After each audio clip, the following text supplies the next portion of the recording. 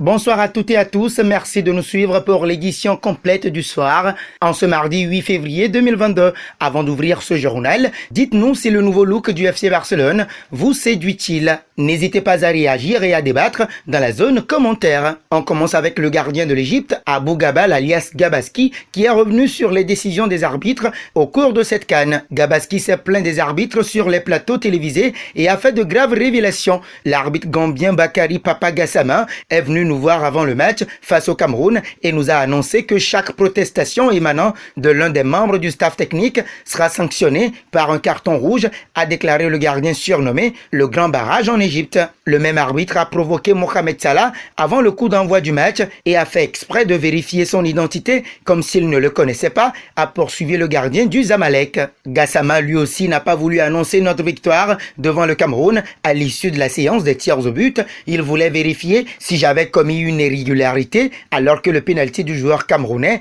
était hors cadre, a-t-il conclu. Si Gabaski en veut aux arbitres, c'est le cas de Marco Verratti et nous sommes là en France. Cette saison, le champion d'Europe a déjà récolté 9 cartons jaunes, toutes compétitions confondues. Un seul en 3 matchs de Ligue des Champions, 8 en 13 matchs de Ligue 1. Le milieu de terrain italien s'approche alors tranquillement de son record. 12 avertissements en 32 matchs de Ligue 1 lors de la saison 2014-2015. Pourtant, l'international italien n'est pas du tout violent sur le terrain. Seulement un carton rouge direct dans toute sa carrière lorsqu'il était jeune et évoluait en Série B, la deuxième division italienne. En clair, c'est seulement en Ligue 1 que le milieu de terrain prend tous ses cartons. Filons en Espagne pour évoquer la reconversion de Marcelo. Après 15 ans sous le maillot blanc, Marcelo serait en train de vivre sa dernière saison au Real Madrid. C'est en tout cas ce qu'avance le journaliste espagnol Paco González. D'après lui, le Brésilien souhaiterait prendre sa retraite à l'issue de l'exercice 2021-2022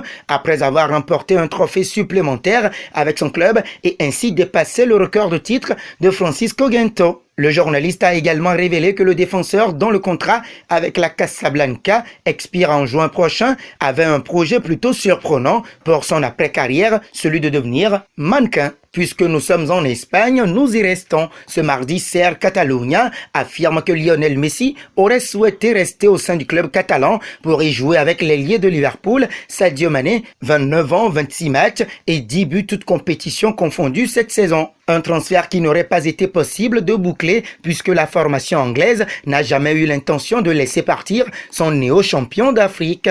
Hakim Ziyech pour terminer. Alors que Chelsea se trouve à Abu Dhabi pour préparer sa demi-finale du mondial des clubs, Hakim Ziyech, 28 ans, a lâché une petite bombe. Non retenu par Vahid Halilhodžić pour disputer la CAN 2021, l'international marocain, 40 sélections, 17 buts, vient d'annoncer qu'il prend sa retraite internationale. Je ne reviendrai pas en équipe nationale, c'est ma décision finale. Tout est clair pour moi, je me concentre sur ce que je fais, mon club. S'il est déçu, Hakim Ziyech, bien sûr qu'il ne le serait pas, mais à la fin, c'est lui, Vahid Halilhodžić, qui prend les décisions. Vous devez les respecter. C'est clair pour moi et je ne reviendrai pas en sélection. Je les comprends et je suis désolé pour les supporters, a-t-il déclaré. Reste à savoir si cette décision changera lorsque l'ancien coach du FC Nantes pliera bagage. C'est la fin de cette édition, merci de l'avoir suivi, mais avant de nous quitter, dites-nous si le nouveau look du FC Barcelone vous séduit-il. N'hésitez pas à réagir et à débattre dans la zone commentaire, sans toutefois oublier de vous abonner sur Afrique Sport pour ne rien rater de nos prochaines vidéos. Bonne nuit à tous.